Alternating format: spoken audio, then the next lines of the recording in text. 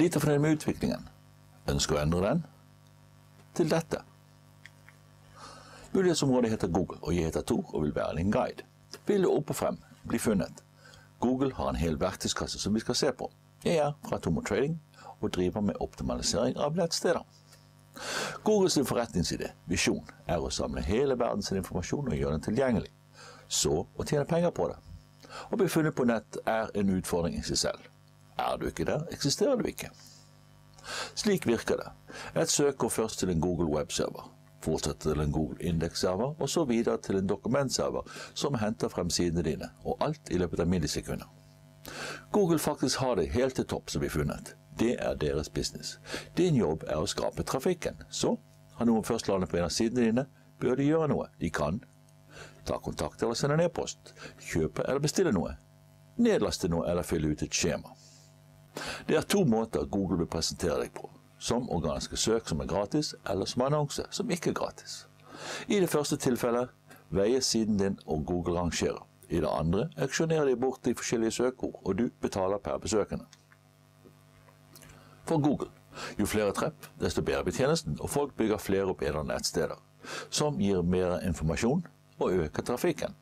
Prosessen er selvforsterkende, og Google belønner god informasjon. Du kan også turbolade sidene dine, og Google gir deg verktøyet. Du kan maksimere eksponeringen med Webmaster Tools, få innsikt i trafikken med Google Analytics, og gjøre forbedringer med Google Website Optimizer. Og hvert verktøy forsterker det andre.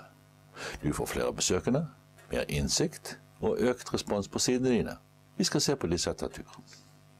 Med Webmaster Tools så kan du blant annet se om Google faktisk har indisert sidene dine.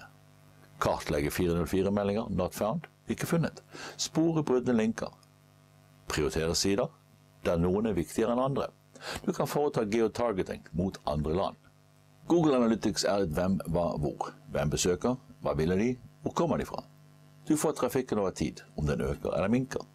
Hvor mange besøkende var det? Når var de gjennom? Hvor lenge var de der? Om de var nye eller gamle kunder. Google sporer ved hjelp av en liten Java-kode. Den legges nederst på hver side, og Google ordner resten. Hvilken kategori? Om det kom direkte eller via en søkemotor. Hvilke søkeord ble benyttet? Analytisk gir holdepunkter, men hver for seg sier sjablongene lite. Sammen forteller de en historie. Så, hvor kommer de fra?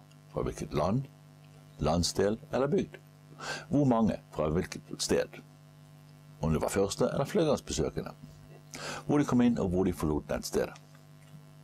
Google Optimizer, et annet verktøy, tillater løpende forbedring av nettstedet. Du kan faktisk teste virkningen av en endring. Om du selger vannfiltre, som her fra renerevann.no, ønsker du å tiltrekke trafikk, beholde trafikken, utløse handling. Med Google Optimizer kan du måle responsen på endringer i layout, tekst, budskap. Du kan variere innholdet og hvilket som virker best. Google kårer en vinner og med den beste responsen. Vil du vite mer, ta kontakt på tomotrading.no.